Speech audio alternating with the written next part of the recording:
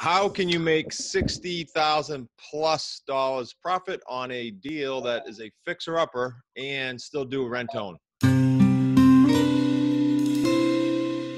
Hey guys, it's Chris Pre with another Deal Structure Sunday. I am with Lauren and Steve Mernick from Connecticut, right in our backyard, and we're going to go over their first deal, and we're going to talk about the nuances because it's a little bit different being a fixer-upper. Welcome, guys. Welcome, Chris. Thanks. How are you? Very good. So let's do the basics for these guys to know. You're high six associates. Yep. Experience prior to Smart Real Estate Coach. Minimal. House semi-flipped and sold it, not really on purpose. Okay. Actually, these guys, whoever's watching this, could go to the Facebook live video that Zach did with you guys and get your whole story. So that'll be good. So go over to Facebook, go to our Smart Real Estate Coach Facebook page, check out the interview these guys did. It was great. It was fun to watch. So source on this deal, a little background on how it came. All right. So this is the gentleman that I talked to. This was going to be a sub 2, but the gentleman that I talked to, it was a slide broadcast, expired slide broadcast, which is just a direct voicemail drop. And this is actually the second one we sent out. We sent out one. We got a pretty decent call back. And then I would say about a week later, we sent a second one out to all the numbers that either didn't call us back or didn't land. And this gentleman called us back. So he didn't call in the first one? Nope. Okay. So pretty important to follow the system. Dropping a couple messages. All right. So then walk the listeners and the viewers through what happened next chronologically, and then we'll go over numbers. Yep. So I followed up and I gave him a call. Come to find out, gentleman unfortunately got a divorce mid-renovation. So mid-renovation for this house was everything was basically torn apart and ready to be redone. I remember pictures actually, now that you say that. Subfloors, kitchen. He had a kitchen that was half painted, half not painted yet. It was messy. It's a lot of potential, but like I said, minute renovation. And he decided to call it quits because he moved about an hour and 20 minutes away to Rhode Island, and he had a house that was vacant for 10 months, and he couldn't sell it with 2 different realtors. And how long was this thing on the market before you guys talked to him? Before we talked to him, it was about 8 or 9 months. Okay, so almost a year with no conventional buyers. So important. I was telling someone this the other day, that thing sat for so long, and associates call me and go, I don't know, I'm nervous about taking this. It's sat for so long. Well, no kidding. It's a different buyer market. Plus, he was selling it, Chris, for what it would have been after repair value, not for where it stood today. So that's why he wasn't getting any hits. If somebody was to buy the house for what he was selling it for, they would have had no equity at all in the house. Right. Okay, so he was asking what back then, roughly? He was asking $199, and we ended up taking it sub 2 for $161, and that's what he owed at the time. Okay, big difference. All right, so you got him signed up for subject 2. It's closing like this week-ish. 161 and change. Yep. Payment is how much? The payment it's about 12 change. His payment. 12. Okay. And that's principal, interest, taxes, insurance, everything? Everything involved. Yep. Awesome. And then you guys went to market. So talk about that a little bit and what that process was like and how fast you found a buyer. Yeah. I'll let Lauren do that part. We started marketing it. I think he signed on a Friday evening, so we started marketing it on Saturday morning, and immediately we were getting tons of calls. And I believe it was actually the next day that we had our first viewing. And that one didn't end up panning out, but we had a lot of activity on the home. And so a few days after we started marketing it, I got an email or a voicemail. I can't remember. I think it was a voicemail. And so I did our usual, please go to our website, watch our videos and make sure, you understand our program. Our program isn't for everybody. And as it turns out, the interested buyer, didn't understand what I was saying because she's predominantly Spanish speaking. So she ended up somebody else ended up sending me an email requesting information or being able to speak to somebody in Spanish. So luckily I have one of my good friends who's a native Spanish speaker. So we ended up just doing a conference call between all of us. And it was exactly what she was looking for. She understood the process. I walked her through the process, basically what the videos would have told her. I told her just over the phone. And she said, this is exactly what I want. We want to own something ourselves. You know, we just need a little bit of time. So once it seemed like they had a decent understanding of what we were hoping to do, we set up a viewing. She ended up seeing it later that afternoon, the first time I spoke with her. Loved it. So you're like how far into this now? Only like a week or so? This was like 5 days. Awesome.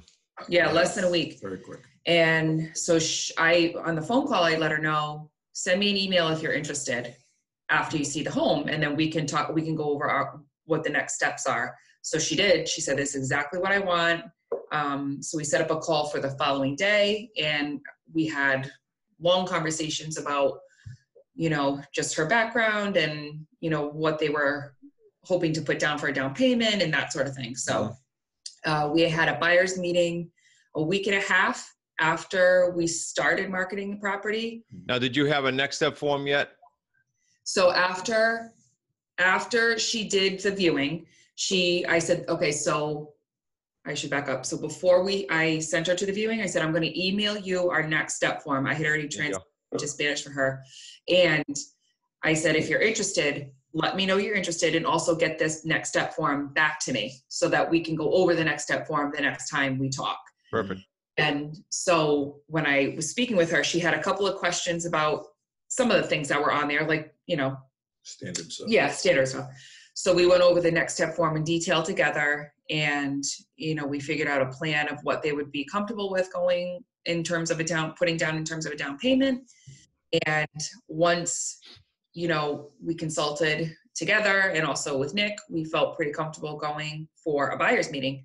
So we had a buyer's meeting, I think it was like a week and a half after we started marketing it, and it went well. We came up with a good plan for them that they were happy with. They are very excited. So I actually had to slow them down because they wanted to were very put excited. a lot of money down, and wanted to make sure that was conservative for them. So we didn't hit yet. Well, we did indirectly, but the whole thing with the upgrade. So they're obviously comfortable with upgrading themselves, the house. Right. Yes, exactly. So one of the questions actually on the next step form is, do you have the capabilities of making the repairs to this home? So we went over that, and they said it was no problem. During the buyer's meeting, part of the form that we go over is about the inspections. I let them know that we had an inspection ourselves, and I sent the form to them. I felt fine doing that. I think they felt great about that our market, not theirs. So then from there, you know, we got the report back from Screen the Tenant, and, you know, we had them sign a couple more forms, and then we accepted them. Okay, so there's a bit of a process here if people are watching that never gone through this. That is all in the QLS video program, but for them to know if they're new, there's a process, there's a checklist, there's a buyer LOI that guided them through the meeting. There's a checklist for the buyer meeting. Like, this stuff's evolved over 6 years. And so, you know, it's the end result of it. So if you're not currently in the course, you have an inclination that you want to do this, you need to jump in the course. Side note here. Yeah, we have steps written out right for us, so we can literally just go down the checklist, and it makes life so much easier. And you obviously shoot your confidence through the roof when you have the correct. No question. Yeah. Well, and you look organized too with the buyer. Even though it was your first one, you had everything you needed. Exactly. Yeah. That's cool. And then of course you got Nick's shoulder or our shoulder if you need it during the process. Exactly. Associate. Okay, so let's do summary of paydays. So payday 1, then we sit at what? So right now we've confirmed with them 22,000. 22,000. Is that about big 12? Payday on a small house? Yeah, it's like 11 or 12%. It's over 10%. Awesome. And payday 1. Yep, payday 2 over, because Lauren signed this up for 60 months. So if it goes 60 months. Yeah, we got 21,960. That's the spread, the monthly spread. Yes, monthly spread for 60 months. And payday 3, being the principal pay down, was 19,380. And that's equaling about $64,090. So what'd you sell for? 187.5. 187, so 161. You got about 26 there. 26, ish. And took in 22. Work for your equity. 50, 60. Yeah, so 64ish. Is that what you said? 65? Yeah. Yeah. Not a bad deal for a 160 house, 180 house Yeah. selling. And a $10 deposit, so it didn't cross. Big risk. Yeah. Well, good for these guys to know that it's a sub 2. So even though our philosophy, our moral and ethical kind of platform is, hey, we're going to get these people pre-qualified, which we did to cash out. We're not going to also push them and kick them and prod them and rush them either, because we own it. Yep. So very simple. You guys own it, rather. Good. So any other, let me ask you guys this, because it's your first one. Any lessons learned, or I should say ahas that came up, like, oh, I didn't know that, or good or bad? Well, I could say, at least with slide broadcasts, Zach has been pushing, do not just do one slide broadcast. You're missing out on tons of potential deals if you do that. And this is a perfect example of follow up. These people, they could be interested in your program, and they could be getting all sorts of calls from realtors, and you could just blend in the mix and get lost. You want to be at the front of their mind. So continue to touch these people with some kind of way, whether it's like broadcasts, sending out mail, whatever it is. It's so important to follow up, and this was complete proof of that. And it's cool. I'm thinking while you're saying that you guys, the script for the slide broadcast, you can chat with us, but you also can jump on to Slack and ask all the associates, hey, what's working, which I see you guys all doing. That's for this specific one. This is kind of like a test, messing around with different verbiage and how we were going to say this, just to see if we're going to get higher return rates. Because obviously we're tracking our numbers on a daily, weekly basis. So if we're sending out multiple slide broadcasts in a week, we want to see which ones are returning the best response. Yeah, that's awesome. Anything else you can think of these guys need to hear? Like, the biggest thing that I get asked, not the biggest, but one of the big things we get asked is, well, don't I have to build a buyer's list first? And, I'm afraid I'm not going to get a buyer. And you guys, case in point, I mean, they don't all go in a week, but you guys had that done in a week or two. Yeah. Well, they called off a sign, right? It was a mixture of everything. It was a mixture of where we had advertised it online. It was a mixture of seeing the sign, people just driving by, seeing, the long signs. So it was, all the marketing that we were doing worked. We were getting every. And now you probably have a buyer's list somewhat, because you had all this activity now. Right. Roll. So then I was thinking about your weekend. You, Steve, you hit what, 2 or 3 more appointments? Like, stuff's starting to roll now. Yeah, I had 3 appointments this weekend, and I have another one booked that's I got to follow up today. But a woman that has about 4 properties that wants help doing AOs on all of them, so I got to get in touch with her. Okay, and so these guys know if they haven't seen your Facebook interview yet, neither one of you are full time. You don't have the time to do that. And Steve, you're ideally, or ultimately, I should say, your goal is to get full time someday. Also good for them to know this didn't happen in 1 month. It took, I think you're about 8 or 9 months into the process as an associate, coming from scratch. So we tell people plan on 6-ish months, no question, even part-time. You just got to fill the funnel, keep calling, stay disciplined, keep doing everything your coaches are telling you. And now this is apparent how important it was to stay on track and just, go through the motions. Because now everything this part of the year, people are having their house on the market from the spring on selling. Now we're getting these callbacks from 6 months ago that are now open. That was one of my appointments, was somebody from February. Yeah. It's awesome. So, but worth it. You're at 60 grand. It's a small house. That's actually all the profit for that 65.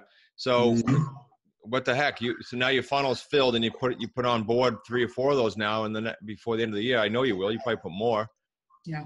Away you go. Yep. Exactly. Yep. Awesome.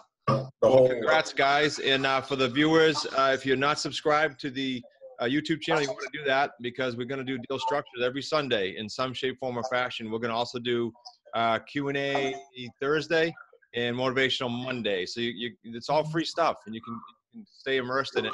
Also, if you have not registered for the upcoming event, we do 2 a year, one in the fall and one in the spring. Make sure you jump over to smartrealestatecoach.com and get registered, because we sell out. In fact, I don't know when this will come out, but this QLS this year is double last year, a little more than double, and we will sell out. And then business scaling for the spring, same deal. It'll be double. So look forward to seeing you guys there, and congrats again.